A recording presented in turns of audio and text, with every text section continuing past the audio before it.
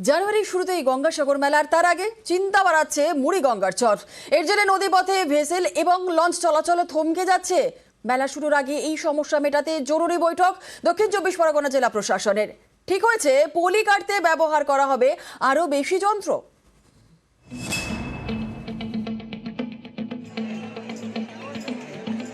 গঙ্গাসাগর মেলা, এই মেলায় ভিড় করেন লক্ষ লক্ষ পুণ্যার্থী। দক্ষিণ 24 পরগনার কাকদ্বীপের 8 নম্বর লট। এখান থেকেই মুড়িগঙ্গায় ভেসেলে চেপে যেতে হয় কচুবেড়িয়া, সেখান থেকে সাগর মেলা। মেলা শুরুর আগে মুড়িগঙ্গায় পলি কাটার কাজ চলছে। এরই মধ্যে নতুন বিপত্তি, ধরা পড়েছে আরো একটি চর। এর জেরে ভেসেল চলাচল থমকে যাচ্ছে। দিনে 7 থেকে 8 ঘন্টা বন্ধ রাখতে হচ্ছে পরিষেবা।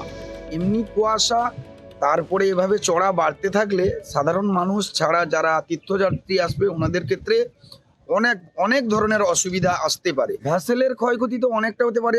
মানে এই যে চর জমে যাচ্ছে, হঠাৎ রাত্রে আমরা একটা লেভেলে চালিয়ে আসছি, হঠাৎ ওখানটায় চরে লেগে বসে গেল, যাত্রীরাও যেরকম ভোগান্তি পড়বে, আমরাও বিরাট ধরনের ভোগান্তি পড়বো। কখন লাগবে আবার কখন ছাড়বে, সেই জোয়ার পড়লে ভাসলে ছাড়বে।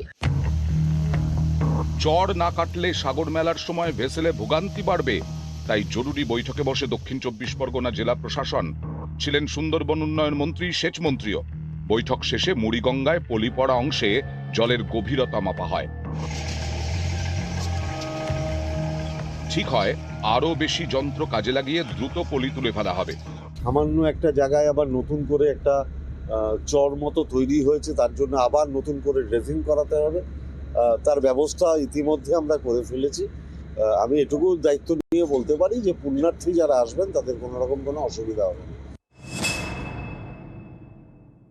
আজ থেকে প্রায় 2016-17 সালে একটা জাহাজে ডুবেছিল, ফলে স্বাভাবিকভাবে সেই জায়গাতে একটু সিলটেশন হচ্ছে।